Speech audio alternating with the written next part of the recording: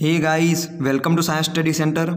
तो આપણે સ્વાધ્યાયના 1 થી 10 સુધીના પ્રશ્નો કવર કરી ચૂક્યા છીએ।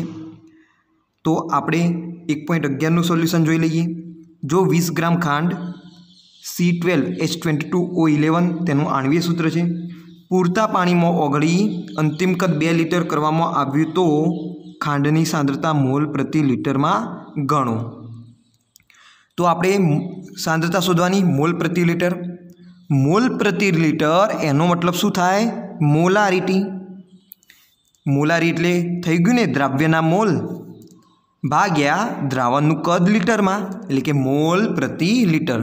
तो बेसिकली तमारे अहींया मोलारिटी शोधवानी छे। तो तमे मूकशो मोलारिटीनुं सूत्र, मोलारिटी बराबर द्राव्यना मोल भाग्या द्रावणनुं कद लीटर में। जुओ द्राव्यना मोल आपेला छे तो नहीं आपेला, तो तमे मोलनी जग्याए मूकशो दळ भाग्या मोलर दळ भाग्या द्रावणनुं कद लीटर में। दळ तेमने प्रोवाइड करेलुं छे 20 ग्राम, तो दळनी जग्याए हूँ मूकीश 20। खांडनुं मोलर दळ केटलुं थाय? तो खांडनुं मोलर दळ थशे C12H22O11 आणवीय सूत्र परथी तमे गणी शको छो। 342 ग्राम प्रति मोल आवशे। कार्बननु 12, हाइड्रोजननु 1 અને ऑक्सीजननु 16। तो 12 × 12 એટલે કે 144 थाय। आ 22 અને 11 16, 16 × 16 નો છગડો વિધિ 1, 16 × 16 ને 1 17, 176। तो आ 3 નો સરવાળો કરો तो 6 4 10 ને 2 12 નો બગડો વિધિ 1, 2 1 3 ને 7 10 ને 4 14 નો ચોકડો વિધિ 1 1 1 1 એટલે કે 3, 342 ग्राम प्रति मोल। हवे कद जुओ तो कद केटलुं आपेलुं छे? 2 लीटर आपेलुं छे, तो तमे मूकशो 2 लीटर। आने आपणे कन्वर्ट करवानी जरूरत नहीं पड़े कारण के लीटरनी अंदर आपी दीधुं छे। तो केटला थशे? 342 नीचे आवशे, आ 2 भाग चलावी दो अहींया, तो अहींया थई जशे 10, 10 भाग्या 342। तो आनी आपणे जो केल्क्युलेशन करीए तो जवाब आवशे 10 भाग्या 342 बराबर 0.0292 मोलर। आ द्रावणनी मोलारिटी थशे। नेक्स्ट दाखलो जोईए आपणे 1.12। जो मिथेनॉलनी घनता 0.793 किलोग्राम प्रति लीटर होय तो तेनुं 2.5 लीटर 0.25 मोलर द्रावण बनावा माटे केटलुं कद जोईशे। तो हवे आ प्रश्न ने पहला तो समझो कि शू कहेवा मांगे छे। द्रावण केटलुं बनाववानुं? 2.5 लीटर 0.25 मोलर आटलुं द्रावण आपणे बनाववानुं। अने आपेलुं शुं हो? तो मिथेनॉल एटले कि आपणे जे द्रावण बनाववानुं छे कोनुं बनाववानुं छे? मिथेनॉलनुं बनाववानुं छे। 1 मिनिट। આપણે દ્રાવણ કોનું? મિથેનોલનું બનાવવાનું છે। તો અહીંયા મિથેનોલ કદમાં પૂછેલો છે કે જે પણ આપણે મિથેનોલ લઈશું એ મિથેનોલનું આપણે કદ શોધવાનું છે, દળ નહીં। તો ઘનતા આપેલી છે તો તમને સરળતાથી કદ મળી જશે કારણ કે મિથેનોલનું તમે દળ શોધી શકો। આટલા દ્રાવણની અંદર કેટલું મિથેનોલ રહેલું હશે એ તમે મોલારિટી ઉપરથી સરળતાથી શોધી શકો। એમાં તમને મિથેનોલનું દળ મળશે। घनता आपेली है मिथेनॉलनी, तो मिथेनॉलनु कद मळे के ना मळे तो एना आधारे तमने मळी जशे। तो आपणे शुं करीए? मोलारिटीनुं पहेला सूत्र मूकी दईए। मोलारिटी बराबर द्राव्यना मोल एटले के अहींया मिथेनॉल छे आपणुं द्राव्य एटले मिथेनॉलना मोल भाग्या द्रावणनुं कद लीटर में। मोल आपेला नथी एटले आपणे दळ भाग्या मोलर दळ करीशुं भाग्या कद लीटर में। हवे जुओ आ दळ कोनु? मिथेनॉलनु। तो मिथेनॉलनी घनता बराबर मिथेनॉलनु दळ भाग्या मिथेनॉलनु कद लखी शकाय। हवे दळने बनाव करता तो मिथेनॉलनु दळ बराबर मिथेनॉलनी घनता गुण्या मिथेनॉलनु कद थशे। तो आटलो भाग शेमां मूकी दो? आ दळनी जग्याए तमे मूकी दो। तो शुं बनशे सूत्र मोलारिटी बराबर घनता। आ घनता ध्यान रखो मिथेनॉलनी घनता है द्रावणनी नहीं, आ द्राव्यनी घनता है। मिथेनॉल प्रवाही स्वरूपे होय लिक्विड गुण्या मिथेनॉलनु कद भाग्या मोलर दर थशे भाग्या द्रावणनु कद आवशे। हवे जुओ मोलारिटी आपणने आपेली छे, द्रावणनु कद पण कही दीधुं छे केटलुं द्रावण बनाववानुं छे। मोलर दर आपणे मिथेनॉलनु शोधी सकीए, एनी घनता आपणने आपी छे अने जोजो कि मिथेनॉलनु केटलुं कद जोईशे ए ज आपणो प्रश्नमां पूछेलुं छे। तो આપણે કોને કરતા બનાવીશું? મિથેનોલના કદને કરતા બનાવીશું। તો પહેલાં શું જોશે? મોલર દર જોશે। તો મોલર દર શોધી દો। મિથેનોલ એટલે કે CH3OH, આટલું તમે યાદ રાખો। CH3OH ને મિથેનોલ કહેવાય, આટલું તમારે યાદ રાખવાનું। બીજું શું યાદ રાખશો? CH3C2OH, અથવા આને તમે બીજી રીતે પણ લખી શકો, એક કાર્બન એટલે ટોટલ 2 કાર્બન થયા। અહીંયા 3 હાઇડ્રોજન હતા, અહીંયા 2 હાઇડ્રોજન હતા એટલે 3 ને 2 5 હાઇડ્રોજન લખીશું અને અહીંયા OH લખીશું। તો આને કહેવામાં આવે છે ઇથેનોલ। શું કહેવામાં આવે છે આને? ઇથેનોલ। તો અત્યારે હાલ પૂરતા તમે આ બે સૂત્રો યાદ રાખજો। મિથેનોલ એટલે CH3OH, ઇથેનોલ એટલે C2H5OH અથવા તો CH3CH2OH, આટલું યાદ રાખજો। હવે મિથેનોલનું આપણે મોલર દર શોધવાનું હતું। तो કેટલા કાર્બન? 2 કાર્બન 12 દુ 24, 5 ને 1 6 હાઇડ્રોજન એટલે 6 અને ઓક્સિજનનું દળ કેટલું? 16। તો 6 ને 4 10 ને 6 એટલે 16 નો છગડો વિધિ 1, તો કેટલું આવશે? 46 આવશે। सॉरी आ तो इथेनॉलનું શોધી ગઈ, આપણે મિથેનોલનું શોધવાનું છે એટલે કે CH3OH નું। તો CH3OH નું કેટલું થાય? કાર્બનનું 12, હાઇડ્રોજનનું 4 થશે અને ઓક્સિજનનું 16 થશે। 16 ને 4 20, 20 ને 10 30 ને 2 32, तो 32 ग्राम प्रति मोल मिथेनॉलનું દળ આવશે। તો મિથેનોલના કદને આપણે કરતા બનાવીએ। મિથેનોલનું કદ બરાબર મોલારિટી આપેલી છે 0.25 મોલર ગુણ્યા દ્રાવણનું કદ આપેલું છે 2.5, એમાં લીટરમાં આપી દીધેલું છે। મોલર દળ નીચે આવશે અને બરાબરની જો સામે જાય तो छेद होय अंश में आवी जाए એટલે गुण्या मोलर दर थशे केटलुं 32 ग्राम प्रति मोल मळ्या था भाग्या आ घनता के आवशे नीचे आवशे એટલે કે घनता हती 0.793 किलोग्राम प्रति लीटर। हवे जो घनता से आपी थी किलोग्राम प्रति लीटर में आपी थी, तो किलोग्राम प्रति लीटर बराबर ग्राम प्रति मिली थशे। तमे कन्वर्ट करी सको छो, मूल्य सरखुं ज आवशे। ओके, तो आपणा दाखलानी अंदर अहींया कंई फेर पड़शे नहीं। ग्राम प्रति चलो मिली लखी दीधा, ग्राम प्रति मिली लखी दीधा। 25.22 आटलो तमारो जवाब आवशे। आटला ml शुं होय मिथेनॉलना कदनी जरूर पड़शे। नेक्स्ट दाखलो जोईए आपणे। एक क्षेत्रफळ धरावती सपाटी पर लागता बळ वडे दबाण नक्की करवामां आवे छे। दबाणनो SI एकम पास्कल नीचे प्रमाणे दर्शावी शकाय। 1 पास्कल बराबर 1 न्यूटन प्रति मीटर स्क्वेर। जो दरियानी सपाटी पर हवानुं दळ 1034 ग्राम प्रति सेंटीमीटर स्क्वेर होय तो दबाण पास्कल में गणो। तो अहींया आपणे शोधवानुं छे दबाण अने ए पण कीधेलुं छे पास्कल एकमनी अंदर। तो पहला तो समजी लो दबाण कोने कहेवाय? एकम क्षेत्रफळ दीठ लागता बळने दबाण कहे छे। એટલે કે દબાણનું સૂત્ર થશે દબાણ બરાબર बळ भाग्या क्षेत्रफळ એટલે કે F ભાગ્યા A થાય ને। એકમ ક્ષેત્રફળ દીઠ લાગતું બળ એટલે દબાણ। ઓકે, તો દબાણ જો આપણે શોધવું હોય P, તો આપણે એક તો મૂલ્ય જોશે Fનું અને બીજું મૂલ્ય જોશે ક્ષેત્રફળનું। બળ અને ક્ષેત્રફળનું મૂલ્ય જોશે। તો રકમમાં જુઓ બળ અને ક્ષેત્રફળની વાત કરેલી છે, તો એમના મૂલ્યો આપેલા નથી। तो तमारे बळनुं मूल्य शोधवुं पड़शे, बीजुं तमारे क्षेत्रफळनुं मूल्य शोधवुं पड़शे। तो जुओ क्षेत्रफळ के आगळ आपेलुं छे, तो एमने वाक्य कीधेलुं छे जो दरियानी सपाटी पर हवानुं दळ 1034 ग्राम प्रति सेंटीमीटर क्यूब होय तो दबाण पास्कल में गणो। तो अहींया एक आपणे रेफरन्स आपी दीधो कि जे दळ छे हवानुं दळ ए केटला एरिया में आपेलुं छे, तो 1 सेंटीमीटर स्क्वेर एरियानी अंदर आपेलुं छे। आ शुं छे जुओ दरियो, आ दरियानुं पाणी, एनो आटलो भाग तमे ध्यानमां लई लो। आ आटलो भाग शुं छे 1 सेंटीमीटर स्क्वेर छे अने आनी उपर हवानुं दळ आपेલું छे।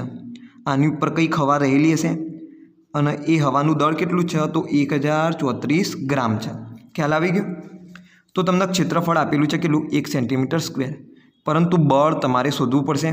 तो बळनुं सूत्र तमने ख्याल छे F बराबर ma। तो F बराबर ma अहींया मूकी दो, दळ गुण्या प्रवेग, तो P बराबर ma भाग्या a थशे। दळ आपेલું छे जुओ 1034 ग्राम, क्षेत्रफळ आपेલું छे 1 सेंटीमीटर स्क्वेर, परंतु हवे प्रवेग कयो? प्रवेगनुं मूल्य शुं थशे? तो जुओ अहींया दबाण कोना लीधे सर्जाय? आ हवाना कणोना लीधे। हवाना कणोनो कंईक प्रवेग हशे, ए कोना लीधे हशे? तो गुरुत्वाकर्षण बळना लीधे हशे। कारण के आ दरेक कण उपर शुं लागतुं होय? गुरुत्वाकर्षण बळ नीचेनी तरफ लागतुं होय। एटले के आ जे प्रवेग होय कोना जेटलो होय? तो गुरुत्व प्रवेग जेटलो होय, एटले के जी जेटलो होय। अने जीनुं मूल्य तमने खबर छे 9.8 मीटर प्रति सेकंड स्क्वेर। तो ए पण मळी गया, एम पण मळी गया, ए पण मळी गया, तो तमने दबाण पण मळी जशे।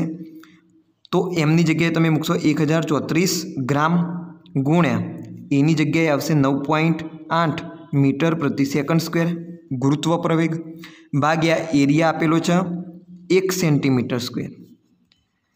तो हवे जुओ आ बंनेनो गुणाकार करी दो। पहला तो 1034 गुण्या 9.8 एटले के 10 133.2 ग्राम मीटर प्रति सेकंड स्क्वेर भाग्या सेंटीमीटर स्क्वेर। हवे जो बधा एकमों अलग अलग आपेला छे तो तमारे एकमोने सरखा करवा पड़े तो ज शुं आवे साचो जवाब आवे। तो पहला एकमोने सरखा करी दो। तो शुं करीए आपणे आ CGS पद्धतिना एकमोने आपणे SI एकममां फेरवी दईए। तो ग्राम होय तो किलोग्राममां फेरवीशे, सेंटीमीटर छे तो एने मीटरमां फेरवीए। तो 1133.2 ग्रामनी जग्याए किलोग्राम थाय तो गुण्या 10⁻³ किलोग्राम मीटर प्रति सेकंड स्क्वेर भाग्या सेंटीमीटर स्क्वेरना मीटर स्क्वेरमां फेरવો। तो 1 सेंटीमीटर बराबर 1 मीटर थाय, आ सॉरी 10⁻² मीटर थाय। 1 सेंटीमीटरનું હું કરી દઉં સ્ક્વેર તો અહીંયાથી જશે 10⁻² મીટરનો સ્ક્વેર એટલે કે 10⁻² દુ 4 10⁻⁴ અને મીટરનો સ્ક્વેર તો 10⁻⁴ મીટર સ્ક્વેર હું અહીંયા મૂકી દઈશ। તો જો બધા એકમો શેમાં આવી ગયા? SI એકમમાં આવી ગયા। 10⁴ ઉપર જાય તો 10⁻+4 થઈ જશે 10⁻⁴ માંથી 4 માંથી 3 જાય તો 10 એટલે કે આનું સાદુરૂપ આપી આની ગણતરી કરીએ તો 10,133.2 ગુણ્યા 10 અને કિલોગ્રામ અહીંયા 1 મીટર અહીંયા 1 મીટર કેન્સલ થશે કિલોગ્રામ પ્રતિ મીટર સેકન્ડ સ્ક્વેર તમારું શું આવશે? આટલો જવાબ આવશે। તો આના વૈજ્ઞાનિક સંકેતમાં લખી દઈએ આપણે તો કેટલા આવે? 1.013 ગુણ્યા 10⁵ થશે એટલા જ થાય ને? કેટલું છે?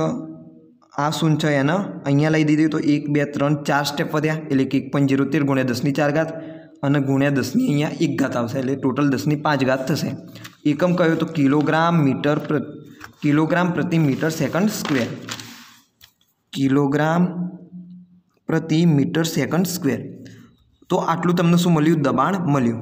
પરંતુ અહીંયા દબાણ આપણને પાસ્કલમાં કીધેલું હતું। શેમાં? પાસ્કલમાં। અને પાસ્કલનો એક સંબંધ પણ આપ્યો હતો 1 ન્યૂટન પ્રતિ મીટર સ્ક્વેર। તો તમે શું કરો? આ એકમને પહેલાં ન્યૂટનના ફોર્મમાં લાવી દો। ન્યૂટન શું હોય? બળનો SI એકમ છે કે નહીં? બળ બરાબર શું થાય? F બરાબર ma। એમ એ દળ હોય, દળનો SI એકમ કિલોગ્રામ થાય। પ્રવેગનો SI એકમ શું થાય? મીટર પ્રતિ સેકન્ડ સ્ક્વેર થાય। તો તમે કહી શકો 1 ન્યૂટન બરાબર 1 કિલોગ્રામ મીટર પ્રતિ સેકન્ડ સ્ક્વેર છે। तो न्यूटन में जो आने लावू होय पहला तो आ प्रकारना फॉर्म में शू लावू पड़े? आ पदने आपणे लावू पड़े। तो आपणे केवी रीतना लावीशुं? जुओ 1.013 गुण्या 10⁵ एज इट इज लखी दो। आपणे शुं जोईए? उपर मीटर जोईए तो उपर नीचे आपणे मीटर वडे गुणी दईए। किलोग्राम मीटर स्क्वेर केम के उपर शू लाव्या? मीटर लाव्या एक ज मीटर लाववानुं छे तो 1 मीटर ज वडे गुणीए भाग्या नीचे शुं आवशे metre into second square. Okay तो हवे शुं थई गयुं 1.013 गुण्या 10⁵ किलोग्राम मीटर प्रति मीटर स्क्वेर अने अहींया सेकंड स्क्वेर थई जाय आवुं। हवे जुओ किलोग्राम मीटर प्रति सेकंड स्क्वेर आनी जग्याए शुं लखाय न्यूटन लखाय तो 1.013 गुण्या 10⁵ न्यूटन प्रति मीटर स्क्वेर थशे। हवे जुओ आपने एक संबंध तो पहलाथी ज आपेलो हतो 1 पास्कल बराबर 1 न्यूटन प्रति मीटर स्क्वेर थाय। तो आ न्यूटन प्रति मीटर स्क्वेर जगह आप शू लखीशू पास्कल लखीशू। तो दबाण तमने मळशे P बराबर 1.013 गुण्या 10⁵ पास्कल। तो आ तमारो शू थशे फाइनल आंसर थशे। कई नहीं एकमों में ज फेरफार कर्यो छे बीजू कई अहींया नवुं करेलू नथी। तो आ तो एक्जाम्पल 13। हवे आपणे नेक्स्ट एक्जाम्पल जोईए। तो आपणे बधा दाखला ज कवर करीशुं तो डायरेक्ट आपणे दाखलो ज पकड़ीए। हवे एक पीवाना पाणीनो नमूनो खराब रीते क्लोरोफॉर्म CHCl3 वडे संदूषित थयेल छे। CHCl3 स्वभावे केन्सरजन्य छे। संदूषिततानुं स्तर 15 ppm दरथी हतुं। आने दर टकामां दर्शावो। पाणीना नमूनामां क्लोरोफॉर्मनी मोलालिटी गणो। तो बे प्रश्नो अहींया पूछेला छे। एक तो दर टका आ जे पण सांद्रता आपी एना शेमां फेरववानी दर टकानी अंदर फेरववानी एटले के परसेंटेज वेट बाय वेट। बीजू के पाणीना नमूनामां क्लोरोफॉर्मनी मोलालिटी गणो। तो पहला प्रश्ननो आंसर लावीए परसेंटेज वेट बाय वेट शोधीए। तो तमे सूत्र मूकशो परसेंटेज वेट बाय वेट कोना छ तो क्लोरोफॉर्मना। तो अहींया आपणे वात करी लईए CHCl3 ना बराबर CHCl3 નું દળ ભાગ્યા કુલ દ્રાવણનું દળ ગુણ્યા 100। હવે જુઓ રકમની અંદર CHCl3 નું દળ આપેલું છે નથી આપેલું। કુલ દ્રાવણનું દળ આપેલું છે નથી આપેલું। તો શું આપેલું છે એ જુઓ 15 ppm સાંદ્રતા આપેલી છે અને એ પણ કીધું છે દળથી। तो दरथी CHCl3 15 ppm होय तो एनो मतलब शू थाय 15 ग्राम CHCl3 10⁶ ग्राम द्रावण में हाजर होय। तो हवे जुओ CHCl3 નું દળ પણ મળી ગયું અને કુલ દ્રાવણનું દળ પણ મળી ગયું। તો બંનેનું મૂલ્ય મૂકી દો તો દળથી CHCl3 મળી જશે। CHCl3 ના દળથી ટકા બરાબર CHCl3 નું દળ 15 गुण्या 100 भाग्या 10⁶। तो 15 गुण्या 10 अहींया 2 घात होय अहींया नीचे 10⁶ 10⁶ ऊपर जाए तो 10⁻⁶ -6 मांथी 10⁻2 घात जशे एटले के 10⁻4 थशे एटले के 1.5 गुण्या 10⁻3 टका। आटली शुं होय टकावारी CHCl3 नी आ पाणीनी अंदर हशे नमूनानी अंदर। दळथी टका मळी गया कोना तो CHCl3 ना। हवे सेकंड बात करिए आपणे मोलालिटीनी। तो जो मोलालिटी शोधवी तो आपणे कई सूत्र मूकीए मोलालिटी बराबर मोल द्राव्यना मोल भाग्या द्रावकનું દળ। द्राव्यना मोल आपेला छे नथी आपेला तो आपणे मूकीशुं दळ भाग्या मोलर दळ भाग्या द्रावकનું દળ आपेલું छे। तो हाँ ये आपेलू है केटलू 10⁶ ना 10⁶ ये तो द्रावणનું દળ आपेलू है અને દ્રાવકનું દળ કેટલું આપેલું છે તો 15 ગ્રામ। હવે તમે જુઓ 10⁶ અને 15 ની કમ્પેરિઝન થાય તો ના થાય કારણ કે અહીંયા દ્રાવ્ય ખૂબ જ ઓછો છે 15 જુઓ 10⁶ ની સાપેક્ષે તો નહીવત છે। તો આપણે દ્રાવકનું દળ કેટલું લઈ લઈશું 10⁶ જ લઈ લઈશું કારણ કે દ્રાવકનું દળ દ્રાવ્યના દળની સાપેક્ષે બહુ જ મોટું આવશે મૂલ્ય એટલે આપણે દ્રાવ્યના દળને અવગણી લઈએ। તો દ્રાવકનું દળ કેટલું લઈશું આપણે 10⁶ લઈશું। आ है ग्रामनी अंदर तो आप गुण्या 1000 कर दईए ऊपर तो शेमा फेरवाई जाए किलोग्रामनी अंदर फेरवाई जाए। दळ केटलुं आपेलुं छे 15 ग्राम। मोलर दळ आपणे शोधवुं पड़शे CHCl3 नुं तो कार्बननुं 12 हाइड्रोजननुं 1 अने क्लोरीननुं 35.5 गुण्या 3 करवा पड़शे। तो आपणे जोईए 35.5 गुण्या 3 वत्ता 12 वत्ता 1 एटले के 119.5 આવશે। કેટલા? 119.5 ભાગ્યા 10 ની 6 ઘાત ગુણ્યા 10 ની 3 ઘાત કરી દઉં। અહીંયા 10 ની 6 ઘાત ઉપર જાય તો 10 ની -6 ઘાત થશે। 3 માંથી -6 જાય તો 10 ની -3 ઘાત જવાબ આવશે। 15 ભાગ્યા 119.5 કરી લઈએ તો 0.125 ગુણ્યા 10 ની -3 ઘાત એટલે કે 1.255 ગુણ્યા 10 ની -4 ઘાત 10 ની -4 ઘાત મોલલ આ દ્રાવણની શું થશે? મોલાલિટી થશે। તો આ રીતે તમે આ દાખલાને સોલ્વ કરશો। નેક્સ્ટ દાખલો જોઈએ આપણે। દાખલા નંબર 1.18 તો એમાં આપેલા છે કેટલાક મૂલ્યો અને એને તમારે વૈજ્ઞાનિક સંકેતની અંદર ફેરવવાના છે। તો પહેલું મૂલ્ય આપેલું છે 0.0048 તો આને વૈજ્ઞાનિક સંકેતમાં કેના ફેરવશો?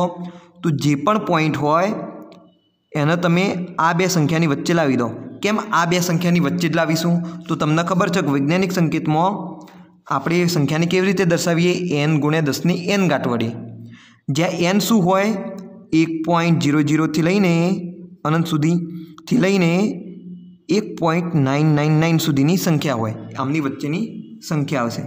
9 પોઈન્ટ બરાબર, આમની વચ્ચેની સંખ્યા આવશે। તો આ સંખ્યા જુઓ 4.8 આ સંખ્યા વચ્ચે આવી જાય છે, માટે આપણે આ પોઈન્ટને ક્યાં લાવીશું? આ બેની વચ્ચે લાવીશું। તો કેટલા સ્ટેપ ખસે? 1 2 3 તો ગુણ્યા 10 ની 3 ઘાત આવશે। આગળ આવી જશે 4.8। હવે જો ઘાત શું આવશે? પ્લસ આવશે કે માઇનસ આવશે એ ચેક કરો। તો તમને કીધેલું છે કે જો જમણી બાજુ જઈએ તો માઇનસ થાય, જો ડાબી બાજુ જઈએ તો પ્લસ થાય। તો આ કઈ સાઈડ ગયા? જમણી તરફ ગયા, તો આપણે કરી દઈશું માઇનસ। ઓકે, તો 4.8 ગુણ્યા 10 ની -3 ઘાત જવાબ આવશે। આવી રીતે આપણે કરીએ 2,34,000નું તો 2,34,000 જો કરીએ તો 2.34 ગુણ્યા 10 ની 5 ઘાત થશે। કારણ કે અહીંયા પોઈન્ટ આ તરફ હોય અને એ પોઈન્ટને આપણે 5 સ્ટેપ ક્યાં લાવ્યા? ડાબી તરફ લાવ્યા। ઓકે, જેટલા સ્ટેપ ખસ્યા હોય એટલું શું આવે?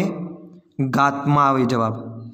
જેટલા સ્ટેપ ખસ્યા હોય એ સ્ટેપનું મૂલ્ય ક્યાં આવશે? ઘાતની અંદર આવશે। બીજું મૂલ્ય છે 8,008 તો આને ફેરવીએ તો 8.008 ગુણ્યા 10 ની 3 ઘાત થશે। ચોથી સંખ્યા આપી છે 500.0 તો એના આપણે ફેરવીએ તો કેટલા આવશે? 5.000 ગુણ્યા 10 ની 2 ઘાત થશે। એવી રીતે પાંચમું આપેલું છે 6.0012 ઓકે, તો આને આપણે કંઈ ના દર્શાવીએ 6.0012 ગુણ્યા 10 ની 1 ઘાત તો આ કંઈ લખવાની જરૂર પણ નહોતી, આ વૈજ્ઞાનિક સંકેતમાં હતું। ઓકે, 10 ની અહીંયા શું આવે? 0 ઘાત આવે, કારણ કે 1 થશે ને 10 ની 0 ઘાત એટલે 1, તો તમને મૂળ મૂલ્ય મળી જશે। હવે નેક્સ્ટ આપણે વાત કરી છે નીચેના અર્થસૂચક અંક કેટલા હોય? તો 1.19 તમે જુઓ તો 1.19 ની અંદર કેટલાક મૂલ્યો આપેલા છે, સંખ્યાઓ આપેલી છે અને એની અંદર આપણે અર્થસૂચક અંકોની ગણતરી કરવાની છે। તો પહેલી આપણી સંખ્યા જોઈએ 0.0025 તો આની અંદર અર્થસૂચક અંકો કેટલા હોય? તો 2 હોય, આ પાછળના 2, આગળના શૂન્ય અર્થસૂચક અંક ના હોય। 208 તો આમાં 3 અર્થસૂચક અંકો થશે, આ બંને શૂન્ય સિવાયની સંખ્યા અને 2 શૂન્ય સિવાયની સંખ્યા વચ્ચે જો શૂન્ય આવે તો એ સાર્થક અંક ગણાય। ત્રીજું મૂલ્ય છે, ત્રીજી સંખ્યા છે 5005 તો આ પણ ઉપરના જેવું જ થશે, એટલે કે 4 સાર્થક અંકો થશે આની અંદર। પછી છે 126.000 તો આની અંદર 6 સાર્થક અંકો થશે, કારણ કે આ શૂન્ય સિવાયની સંખ્યાઓ અને પોઈન્ટ પછીના શૂન્ય હોય તો એ સાર્થક ગણાશે। એના પછી 5 કરીએ 5thની 500.0 તો આમાં 4 સાર્થક અંકો થશે, આ 5 શૂન્ય સિવાયની સંખ્યા એટલે સાર્થક, આ પોઈન્ટ પછીનો શૂન્ય માટે સાર્થક અને 2 સાર્થક અંકો વચ્ચેની કોઈ પણ સંખ્યા સાર્થક જ ગણાય, એટલે કે 1 2 3 4 સાર્થક અંકો અહીંયા થશે। પછી આપણે વાત કરીએ 2.0034ની તો આની અંદર કેટલા સાર્થક અંકો થાય? તો 1 2 3 અને આ શૂન્ય પણ શું થશે? સાર્થક જ થશે, એટલે કે ટોટલ 5 आ संख्यानी अंदर सार्थक अंको थशे। नेक्स्ट आपणे दाखलो जोईए।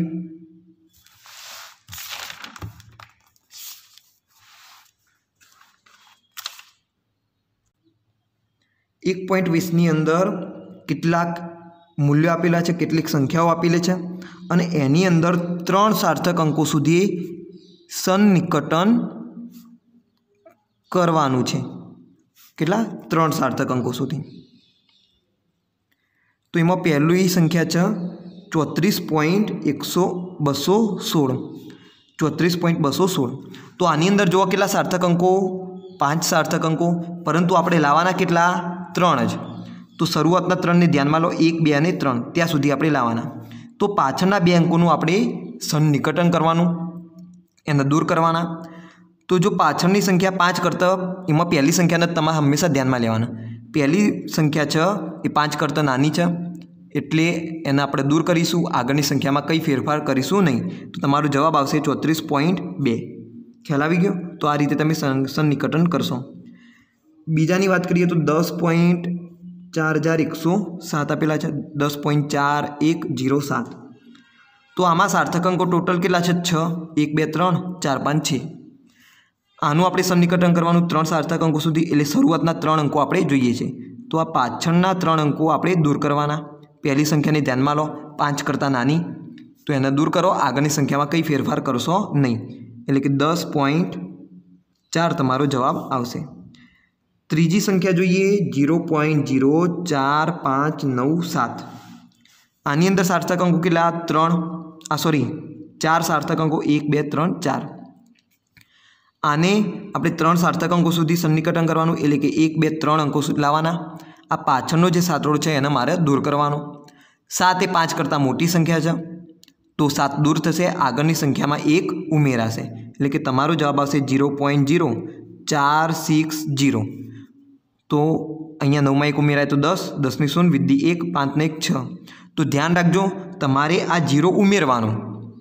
જો તમે આ 0 નહીં લો અને એકલું આટલું લખશો તો પછી સાર્થક અંકો કેટલા થશે? 2 જ થશે। આપણે કેટલા? 3 સાર્થક અંકો રાખવાના હતા, એટલે આપણે 460 પૂરેપૂરો જવાબ આ રીતે લખીશું। ખ્યાલ આવી ગયો? ચોથું જુઓ 2808। તો આવા પ્રકારનો આપણે એક એક્ઝામ્પલ આગળ કવર કર્યો નહોતો, તો તમને થોડી અહીંયા તકલીફ પડી હશે કે આ વળી શું આવી ગયું નવું। તો અહીંયા જુઓ, સન્નિકટનનો મતલબ શું હોય? તો તમારું જે પણ પરિણામ આવ્યું એને તમે રાઉન્ડ ઓફ કરો છો, એને તમે શું કરો છો? ટૂંકું કરો છો સાર્થક અંકોની સંખ્યામાં। એટલે કે અહીંયા સાર્થક અંકો કેટલા છે? 4। હવે મારે કેટલા સાર્થક અંકો જોઈએ? 3। હવે આપેલી સંખ્યા જુઓ, કોઈ પોઈન્ટવાળી સંખ્યા નથી, તો તમે વિચારતા હશો કે આનો તો જવાબ 281 થઈ જાય, આવું ઘણા વિચારતા હશે, કારણ કે 8ને દૂર કરે અને આગળની સંખ્યામાં 1 ઉમેરી દે। પરંતુ જુઓ, આ 2808ની નજીક 281 છે કે નહીં? તો ના, 281 તો બહુ દૂર જ મૂલ્ય કહેવાય। સન્નિકટનનો મતલબ શું? તમે રાઉન્ડ ઓફ કરો, સન્નિકટન કરો, પરંતુ નજીકની સંખ્યા લાવો। નિકટન એટલે નજીક। તમે સાર્થક અંકોની સંખ્યામાં ઘટાડો કરો, પરંતુ એ જે પણ મૂલ્ય આવશે, જે પણ પરિણામ આવશે, એ જે મૂળ સંખ્યા હતી એની નજીકમાં હોવું જોઈએ। તો 2808ને એવી રીતે તમે સન્નિકટન કરો કે જે પણ નવું મૂલ્ય મળશે એ આ મૂલ્યની ખૂબ જ નજીક હોવું જોઈએ। તો તમારે એક ટ્રીક યાદ રાખવાની, જો સાર્થક અંકોની સંખ્યા તમારે ઘટાડવાની હોય તો તમારે શું કરવાનું? આવી જે પૂર્ણાંક દશાંશ ચિહ્ન સિવાયની સંખ્યાઓ હોય એની અંદર 0ની નજીકની સંખ્યા લાવવાની। એટલે કે 8 છે તો 10 કરી દો, એટલે કે 2010 આવી રીતે હું લખી દઉં। જુઓ શું કર્યું? 8 હતા, 8ની જગ્યાએ મેં 10 કરી દીધા। તો જુઓ, 3 સાર્થક અંકો પણ થઈ ગયા અને આ મૂલ્યની નજીક પણ આવી ગયું। બીજી રીત કઈ હતી? ભાઈ 8ને તમે દૂર કરી દો અને 2800 જવાબ લાવી દો। તો 2800 લાવશો તો અહીંયા શું થશે? 2 સાર્થક અંકો થશે, એટલે કે આ ખોટું પડશે તમારે। આ તમારું શું થશે? સાચો જવાબ થશે। એટલે કે નજીકની શું લાવો? એવી સંખ્યા લાવો કે જેમાં સાર્થક અંકો આપણે જે જોઈતા હોય એ પ્રમાણેના હોય, અને બીજું કે મૂળ સંખ્યાની નજીક પણ હોય। धारो कि एम पूछ्યું कि भाई बे सार्थक अंको सुधी सन्निकटन करो एवो प्रश्न पूछायेलो होय तो तमे कयो जवाब लखशो? आयरो जवाब लखशो 2800, कारण के 2800 ए 2808 ની નજીક પણ થશે અને એની અંદર બે સાર્થક અંકો પણ થશે, કારણ કે પાછળના શૂન્ય સાર્થક ના ગણાય, એ તો તમને ખ્યાલ છે સાર્થક અંકોના નિયમ પ્રમાણે. ઓકે, આનું બીજું પણ તમે કરી શકો કે ભાઈ આની સંખ્યામાં વધારો કરી દો તો 2000 તમે શું કરશો? 2900 કરશો. પરંતુ જુઓ 2900 વધારે નજીક કહેવાય કે 2800 વધારે નજીક કહેવાય? તો 2800 વધારે નજીક કહેવાય, માટે આ જવાબ આપણે કન્સિડર કરીશું. તો આ રીતે તમે આને વિચારી શકો. ઓકે, તો આ વિડીયોની અંદર માત્ર આટલું જ રાખીએ. બાકીના જે 1.21 થી બાકીના દાખલા છે એ નેક્સ્ટ વિડીયોની અંદર આપણે કવર કરીશું.